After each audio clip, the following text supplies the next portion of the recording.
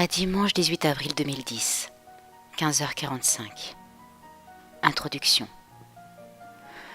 Du bois de Dielgem, on raconte que celui qui en sort n'est jamais semblable à celui qui est entré. Nous avons tous connu dans la vie un moment de doute face à une ou plusieurs situations dont on a estimé sans issue. Étant chef de famille, quand je me trouvais dans des situations difficiles au point de ne pouvoir subvenir aux besoins de ma petite famille, je me rendais dans les bois pour marcher et méditer. C'est ce que j'appelais de la balade spirituelle. Quand on a été éduqué dans des vraies valeurs, élevé à l'idée qu'on vaut quelque chose, cette arme redoutable nous accompagne à chaque instant du parcours de notre vie, et cela encombre nos oppresseurs. Mon père fut un homme entreprenant. Il a réussi sa vie sociale et fait fortune. Malheureusement, suite à la mauvaise gestion de ses affaires, il décéda ruiné alors que j'étais jeune. Durant ces balades spirituelles, je pensais intensément à lui, invoquant son esprit et ouvrant mon cœur. J'exprimais mes doléances. S'il était en vie, seul lui, de par l'amour sincère d'un père pour son fils, de par ses expériences et conseils, aurait pu m'aider à me sortir de ces obstructions, à m'extraire des affres du quotidien. Je lui posais des questions, sollicitant ses conseils à propos de la vie en général, de la façon dont il avait fait fortune. Comment avait-il réussi à se faire une place aussi importante dans la société? Quelle erreur a-t-il commise pour finir sa vie infortunée? Et si c'était à refaire, qu'est-ce qu'il ferait différemment? On est en pleine mer. Un jour, on perçoit l'horizon. Le lendemain, on l'a perdu.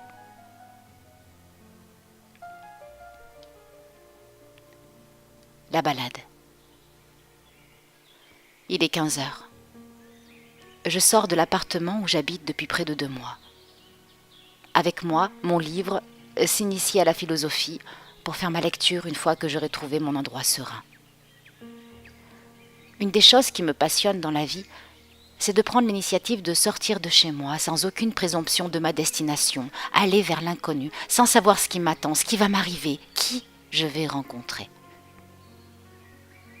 Après quelques minutes de marche, je décide d'aller me balader dans un parc dont on m'a parlé, qui se trouve environ à 2 kilomètres.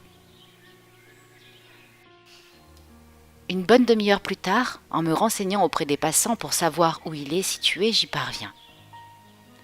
Je le découvre, orné des humains et du reste de la nature dans un rituel oisif. Les couples expriment leurs pulsions amoureuses. Des parents surveillent leurs enfants occupés à diverses activités, pendant que d'autres discutent entre eux, assis sur la pelouse, leurs bambins jouant près d'eux. Les canards s'égaillent en flottant dans les étangs. Il fait environ 20 degrés. C'est pas mal pour un début de printemps. Mon livre à la main, je décide de continuer à marcher et de remettre la lecture à plus tard, quand j'en aurai fini avec ma virée. Quelques mètres plus loin, je me rends compte que j'arrive à la fin du périmètre, car j'ai devant moi une avenue passante. Mais en réalité, elle traverse le parc qui continue de l'autre côté. Je traverse et pénètre dans la deuxième partie du jardin, dont je m'aperçois qu'elle est plus grande que la première.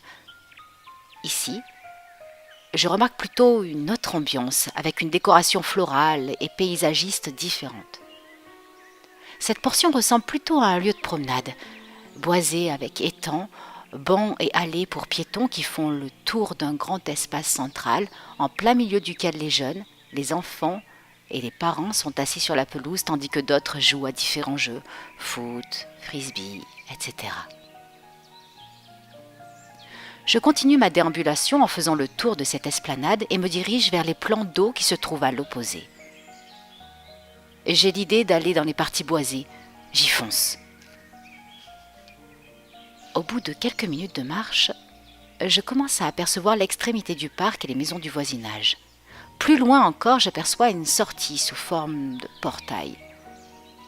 Je m'en approche et je vois une autre petite avenue avec une circulation rare. Juste devant, il y a un feu tricolore dont les rares piétons ne tiennent presque pas compte en raison de l'absence de véhicules. De l'autre côté de la rue, Je vois un bouquet d'arbres aux abords de quelques maisons qui me font penser que cela n'est qu'un petit bois, vu qu'il y a des habitations proches, avec une petite entrée faite de 2 piliers presque insignifiants et d'un panneau sur lequel il est marqué « Bois de Dielgem ». Le bois de Dielgem. Je traverse la modeste voie jusqu'au petit passage. À l'assise de l'entrée, devant moi, une allée rectiligne fait presque 500 mètres dans le bois. Je me rends tout de suite compte que je me trouve à la lisière d'une forêt. Aussitôt, j'aperçois en perspective, presque à perte de vue, une colline au bout de l'allée. Au-dessus, je distingue un objet en forme de croix qui pique ma curiosité. Je décide de me diriger dans cette direction pour voir de près ce que c'est. L'allée est presque vide. Fugitivement, quelques personnes passent, font du footing, d'autres promènent leurs chiens, et tous disparaissent aussitôt dans le buisson. Pendant ma progression, sans forcément m'y attarder, de loin, je distingue une veste jaune sur la droite, près de la colline.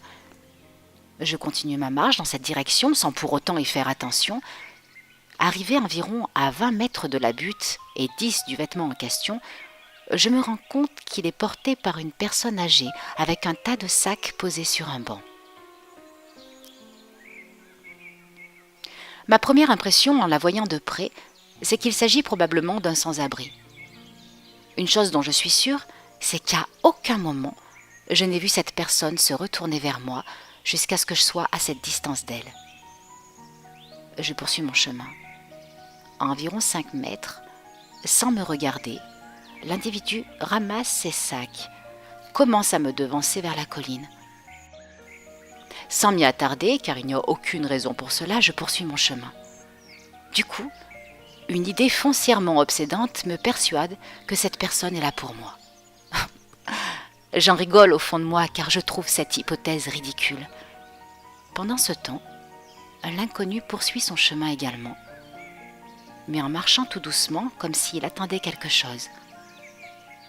À peu près à 3 mètres de lui, un autre fort pressentiment s'accapare de mon esprit, me disant qu'il va m'adresser la parole dans quelques instants. Encore une fois, j'en ris. Tout de suite, sans me regarder, sans se retourner vers moi, je le vois jeter un œil par terre sur sa gauche, du côté où je marche, et il dit « Les Belges sont des criminels.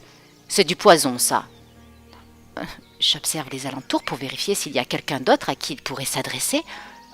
Je me rends tout de suite compte que nous sommes les seuls promeneurs.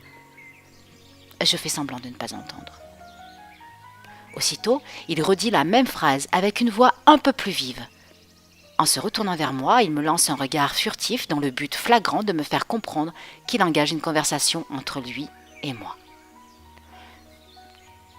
Je suis un peu mal à l'aise pour entamer un dialogue, car mon but est de poursuivre mon chemin et d'aller vite voir ce qu'il y a sur cette colline avec la croix. En même temps, poliment, je me sens mal de ne pas répondre à sa sollicitation. Mes yeux se posent donc par terre, à l'endroit où les siens se fixent. Je constate qu'il y a de la poudre blanche éparpillée au sol. À mon tour, je lui dis « Du poison ? Pourquoi du poison ?